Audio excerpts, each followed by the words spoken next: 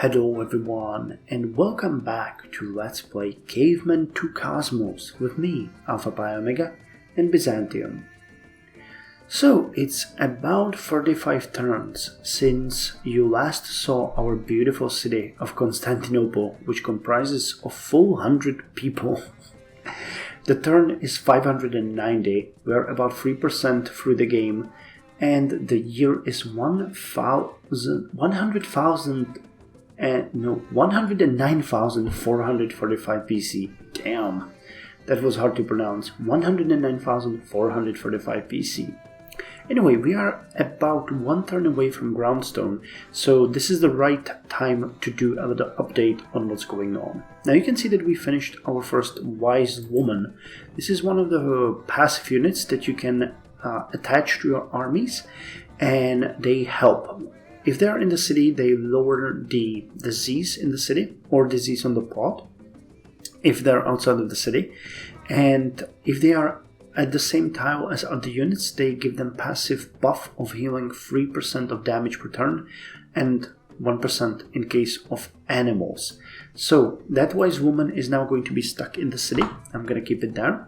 And as far as the rest of the town goes, you can see that things are going pretty well. We finished the reconstruction of the wheat farm and the trail there. We are still holding the deer camp here with the trail. And our gatherers are now building a trail from Constantinople into the barley field to the south of it. I'm also training another gatherer that is going to go from Constantinople either via the mountain, it's a hill here, through the hill into the Mushroom Grove, because I think it's a better defensive position. They could go through the grass field as well, but I don't think that's a good idea.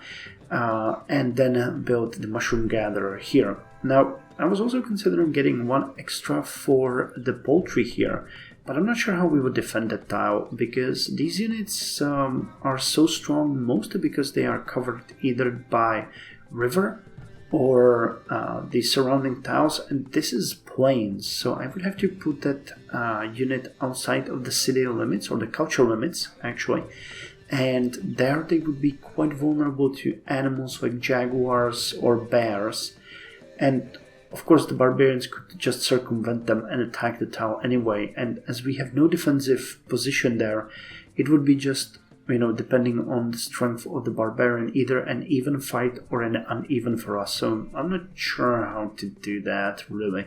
So poultry is off the table, literally, for now. Anyway, our city of Constantinople has built all there is to build, so the gatherer is the last thing that we have on the task, but the groundstone should bring us a couple of things. Meanwhile, we have gathered quite a lot of extra animals that we turned into folklore, so you can see that we now have the folklore of Ethiopian wolf, we have the folklore of the Valia ibex, of wild turkey, mouflon, and I don't know what else we gained here. I know we had like half of these last time you saw.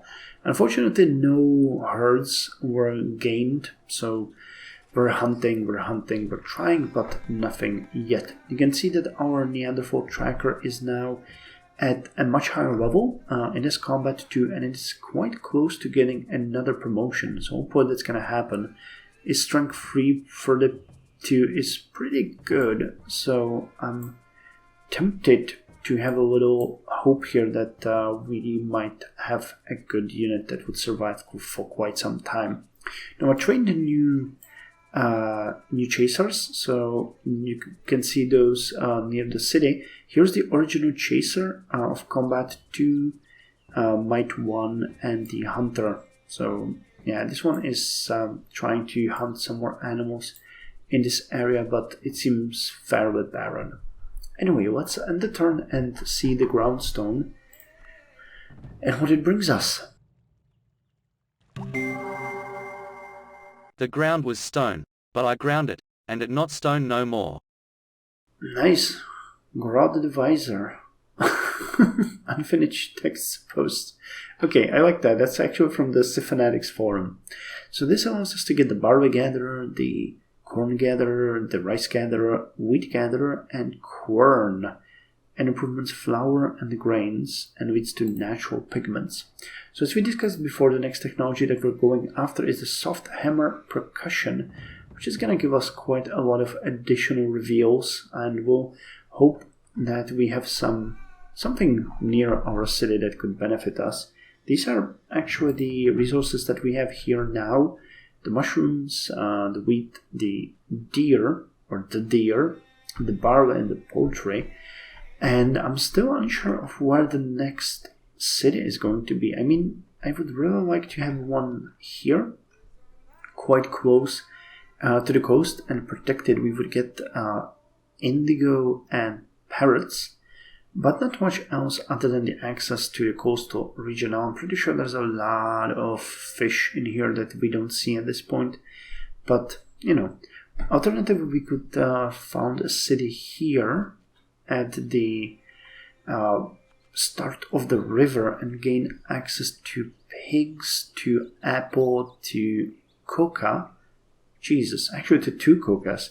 But the downside of that this is a really poor tile. It's just grassland. So having the jungle here, or whatever it is, mangrove. Okay, mangrove would be better, you know. So still not entirely sure.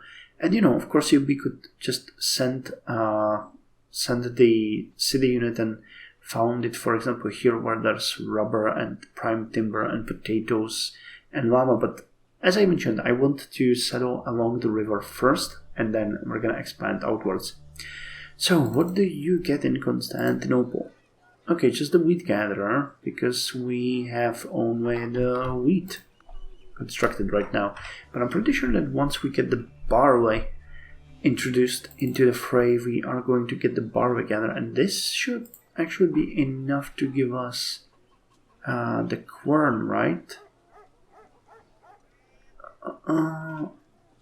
Well, resources grain, but if we look at... Wait, no, that's not what I wanted. You keep working on the soft hammer percussion, but I want to see in the ground stone. Corn requires river access. We do have that. Requires grains. We do have it. And requires stone. Okay, we actually do not have stone, I think. So that might be an issue. We have stone? Wait, where's the resources? Here. We have bamboo, masking bugs, carcass, charcoal, cloth, eggs, grass, reeds, rope, stone tools, and wood. So we don't really have stone. From the map bonuses we have deer and wheat, but we don't have stone. Is there any stone nearby? Because that would be, well, it's all the way over here, and that is too far. Damn, too far. There's stone here, which actually would... Yeah, that would indicate that we're gonna found a city here and then have a trail to here. That would give us access to bison, stone, eventually hemp and sheep. So that would make sense, going this way and then founding a city here that would give us the access to the other resources. And then one maybe here that would give us... Jesus, that's a really good tile. You have the beavers here, the corn, and pumpkins. Damn. But there's quite a lot of things around here. Like, it's not like you have a shortage. But stone is really important. So getting the stone soon will benefit us. Okay, so that settles it, I guess. We'll build a city here. And then we're gonna build one here. That's how many tiles? If you have 1, 2... Yeah, okay, so that's going to be 2 tiles between them. Though this doesn't really play that much of a role as it does in other civilization games, because you get variable borders, and as I mentioned, you get most of your production and food production from the city itself. So that's not really such a big problem. Okay, so we're continuing with the gatherer. We're continuing with the production of the wheat gatherer, and then I guess we have a possibility to get the captured fire wonder. I have been putting that off for a bit because the culture and health and We don't really need that, quite honestly. We're not even able to control what we already have. But, you know, if there's nothing else that we can get, why not get it?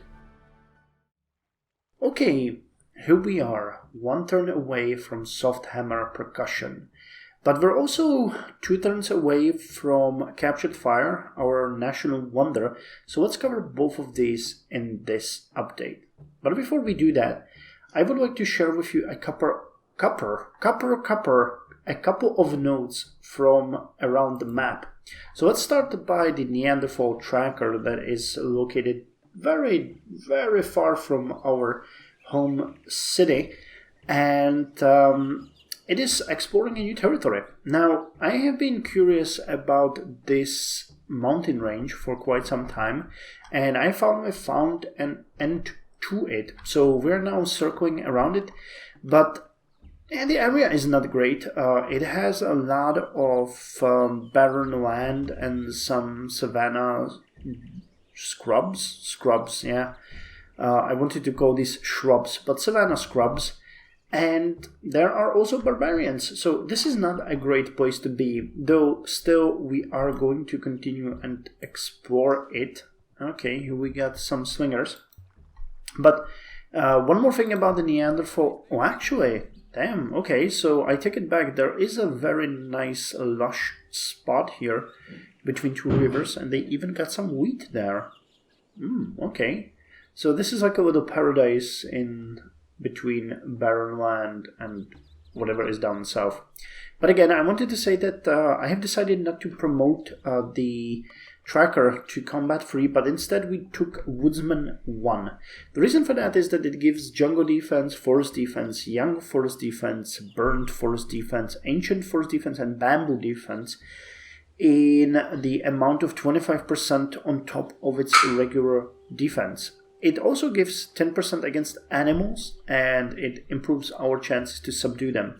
So in effect, it's actually like combat too, but only against animals, and against everything else, it gives bonuses if you're in the right spot, which we currently aren't. I actually don't think savanna scrubs help with this, but again, they would have to attack us over the river, so that would give us some benefit here. But I think that's a fair thing to give to your trackers, of which we have 1, 2, 3. Yeah, okay, so we get 3 trackers, and okay, now those are chasers, right? Yeah, the 3 chasers and a Neanderthal tracker. With that said, let's end the turn, and actually, wait, no, I need to finish you guys off, right? Yeah, so we're looking around these. There's a fox here. Sneaky little fox. So yeah, let's get the soft hammer percussion and advance a bit. The finest workers in stone are not copper or steel tools, but the gentle touches of air and water, working at their leisure with a liberal allowance of time. So this gives us additional 1 science from Stone Tool Maker, reveals copper ore, gold ore, silver ore, tin ore, jade, salt, and gemstone, and leads to additional technologies. Plus we get Jade Gatherer, but that requires jade in city vicinity, and folklore metal. There's also all about presence of metal. Need to build anywhere in Empire folklore metal. Okay. It's automatically built by our citizens, but I don't see that it would give us any benefit at this point. And there's also that's gemstone. I thought it was diamond and I missed that. So let's check the map and see if we are lucky and we have something good around us. Damn it, I don't see. Okay, the closest one here is tin ore. That's next to this stone that we wanted to get, so that strengthens my plan to build 1 city here and then the next one here. But I don't see anything else. There's rabbits, more stone. Okay, there's more tin here. Oh, Thebes have marble and stone next to them. Cool. Good for them. It's the only thing that they got. There's some Romans here. Damn, okay. Well, there's copper. But nothing... Okay, we have copper here. That's really far away and very inconvenient. So we're gonna have to go with tin. Now the reason why I'm looking specifically for copper is that it gives you the ability to build copper weapons, which many of you will know were like the guns of ancient era. Iraqi tribe has not only stone but also copper. Okay, they don't have the river like we do, but they got this. Hats off to you, Sangscaly. I know that he, when he was creating the map, gave a lot of thought to balancing the civilizations. So, as I mentioned, each civilization has their own specific advantages. There's no gold here, or... Oh, there's... Ah, okay, so this passage with the barren land and plains has tin, has obsidian, has gold. There's marble and copper. Okay, and there's more tin and salt. Okay, so this is a very inhospitable but very lucrative area to control. Gotcha. So let's move our trackers, and then we're gonna check what is coming next after the what's it called? Captured fire, I think. Okay, we're gonna risk. Yeah, we're gonna risk this. Okay, there's rice and corn here. Nice. So let's get the captured fire. Congratulations, you have completed your first national wonder. These powerful buildings are useful for specializing your cities. It is wise to plan ahead. So what's the big picture? So Byzantium built the Blombos caves in 184,100 something. Then someone built the Pedra Furada. Native Americans, actually. Yeah, we can see it here. Then unknown civilization built Classis River Caves. Egypt built Caves of Altamira. The Neanderthals built the culture Neanderthal. No, someone unknown built the culture Neanderthal.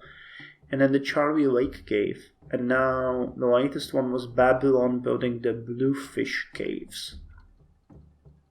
Okay. Cool. See any graphs here? Nope. Captured fire, +1 happiness, +1 health, and +5 culture.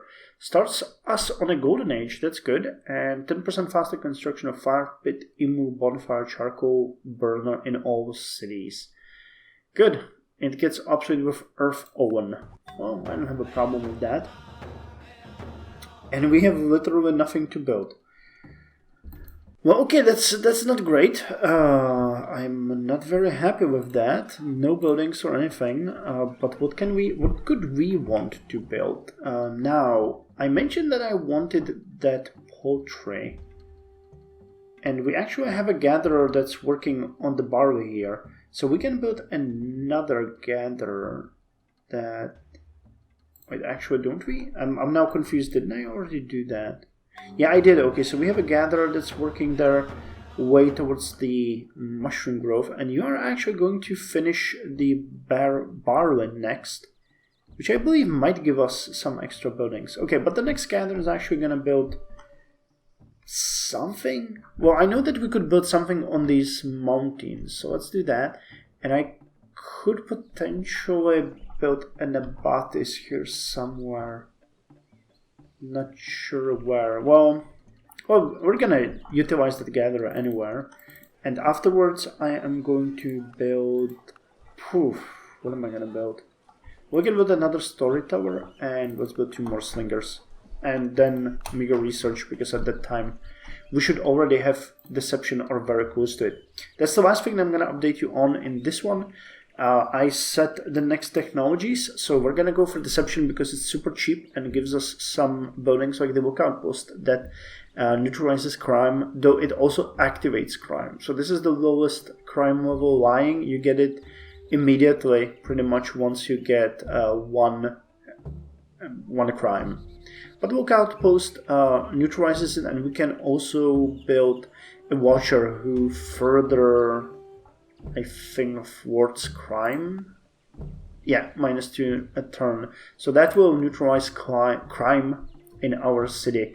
Then we're gonna go for cooperation. I'm hoping for the childcare hut, the vet nurse, and maybe even the child labor crew, but that has a lot of requirements. I never know if I'm eligible or not. After which, prehistoric music. We're gonna get the music hut and the percussion instrument maker, hopefully. Then prehistoric dance. Then culture identity, which will give us some... Oh, Elder Council. Okay, that's the one that I wanted. Okay. Gives you +2 and some bonuses to science and everything. After which we switch to cooking and then ritualism. And that pretty much cuts off, that makes all of the technologies all the way up to here. And we'll have to choose from the next set. Now, you can choose the way you want. You don't have to do everything yourself. You can trade for it eventually down the line, or you can just ignore some technologies, but we're gonna, go with everything. I think that natural pigments might be the next choice, or maybe trapping. I'm not sure. Well, that's too far away. So see you in 16 turns when deception hits. Well, here comes deception, everyone's favorite technology.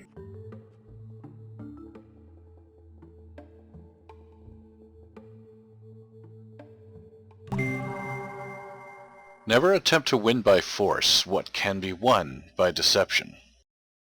Okay, so a lot of effects here. We can build Minger Espionage, which I'm not entirely sure what it's good for. Then we have Conniving, Slew, what's that? 6.6 Insidious Investigation. I guess that's for Espionage. Wayway 1, 20% Stealth Combat Modifier. Build up Cleverness, build up Inspection, build up Scheme. So a lot of modifiers to our units, but I like the crime fighting. That could be useful for some of the city holding units or city defending units, because it would further lower the crime. And there's counter espionage. Interesting. So next comes cooperation, and I wanted to see, does this give us new buildings? It does.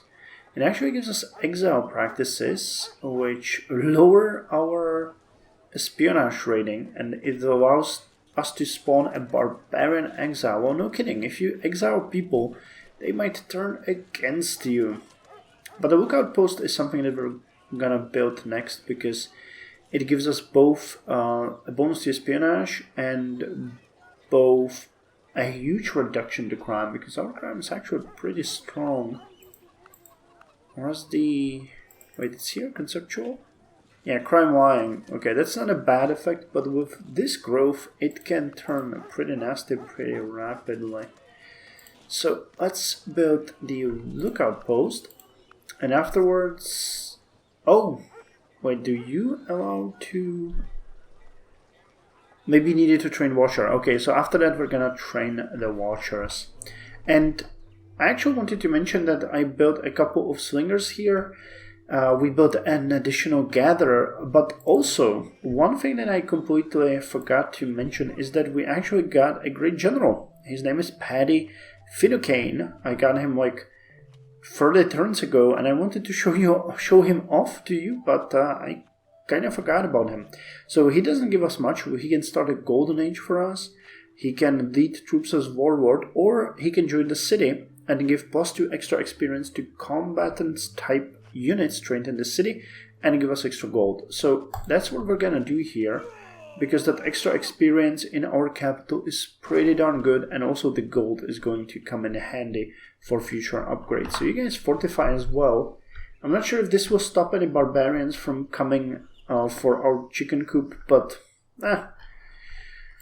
what do you know? You cannot always win. So you guys are gonna continue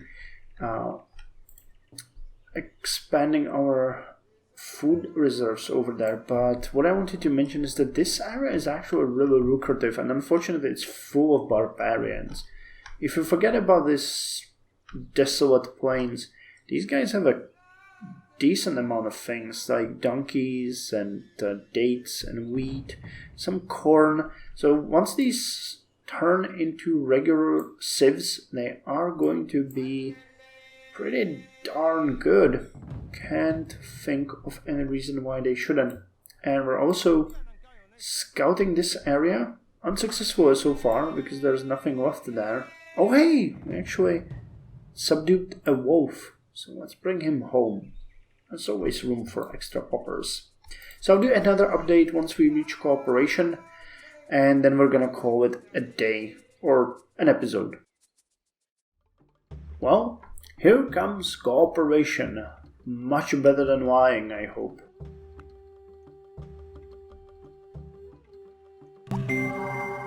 Every kind of peaceful cooperation among men is primarily based on mutual trust and only secondarily on institutions such as courts of justice and police.